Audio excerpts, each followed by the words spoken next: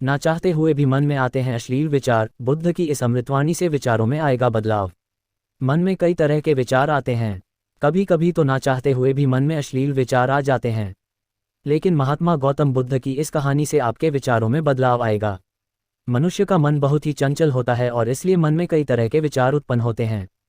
क्षण भर में ही व्यक्ति का मन कई चीज़ों को सोचने लगता है। इसलिए तो कहा जाता है कि मन को काबू करना आसान नहीं। लेकिन गौतम बुद्ध मन को नियंत्रित करने के आयामों के बारे में भी बता चुके हैं।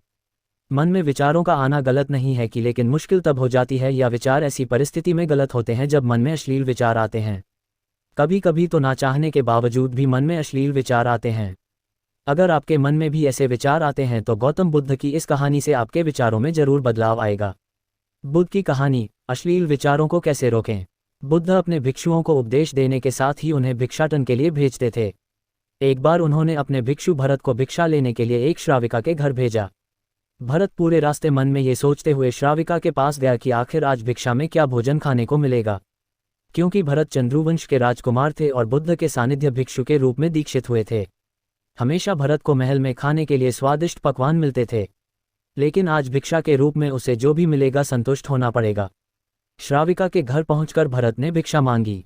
श्राविका ने भरत को बैठने के लिए कहा और भोजन लाने के लिए घर के भीतर चली गई। इधर भरत फिर से अपने प्रिय भोजन के बारे में सोचने लगे और जैसे ही श्राविका भोजन लेकर आई तो भरत अचंभित रह गए। भरत ने देखा कि श्राविका ने उनके लिए उनके पसंदीदा पकवान परोसे हैं और अपने प्रिय भोजन को देखकर वह खुश हो गए। भोजन ग्रहण करते हुए भी भरत सोच रहे थे कि महल में तो उन्हें भोजन के बाद विश्राम करने की आदत है, लेकिन आज उन्हें भोजन के बाद वापस तेज धूप में चलकर आश्रम जाना होगा। लेकिन भोजन के बाद श्राविका ने भरत को कुछ समय के लिए विश्राम करने का आग्रह किया। भरत फिर से खुश हुए कि आखिर आज उनके मन की सारी इच्छाएं कैसी पूरी हो रही है। इसके बाद भरत कुछ देर विश्राम करने लगे, लेकिन विश्राम करते हुए भी लेटे लेटे वह सोचने लगे कि आज तो मुझे भोजन के बाद विश्राम करने को मिल गया, लेकिन ऐसा रोज रोज नहीं होगा। जब भरत विश्राम के बाद उठे तो श्राविका ने कहा कि आप जब तक चाहे यहाँ ठहर सकते हैं। भरत अब समझ गए कि ये कोई संयोग नहीं हो सकता। उन्होंने श्राविका से कहा कि मुझे क्षमा कीजिए, क्या आप मेरा मन पढ़ सकती हैं। श्राविका ने हाँ में उत्तर दिया और कहा कि हाँ मैं मन पढ़ सकती हूँ। शुरू में ये कठिन था, लेकिन फिर मैंने स्वयं के मन विचारों को देखना शुरू किया। पहले मेरे विचारों की संख्या अनगिनत हुआ करती थी, इसके बाद मैंने विचारों पर ध्यान केंद्रित किया, बिना पक्ष विपक्ष के अपने विचारों को देखने लगी। इस तरह से धीरे धीरे मेरे मन में विचारों की संख्या कम होती गई और सारे व्यर्थ विचार दूर हो गए। इसके बाद से ही मैं दूसरों के मन में चल रहे विचार को पढ़ लेती हूँ। हालांकि श्राविका की बात सुनकर भरत घबरा गए। इसके बाद भरत ने श्राविका से आज्ञा ली और आश्रम के लिए निकल पड़े।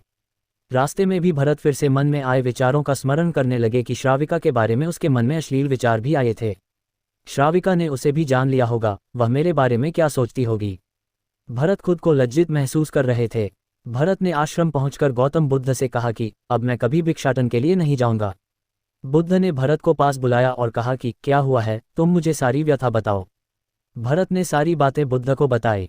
इसके बाद बुद्ध ने कहा कि अगले 1 हफ्ते तक तुम भिक्षाटन के लिए उसी श्राविका के घर पर जाओगे, लेकिन तुम्हें इस बात का ध्यान रखना होगा कि कल भिक्षाटन के लिए जाते हुए तुम अपने चित्त को पूरे होश में रखना। तुम्हारे भीतर क्या विचार उठे उन पर ध्यान केंद्रित करना और यह भी ध्यान रखना कि तुम्हारे मन में कौन सी वासना उठ रही है।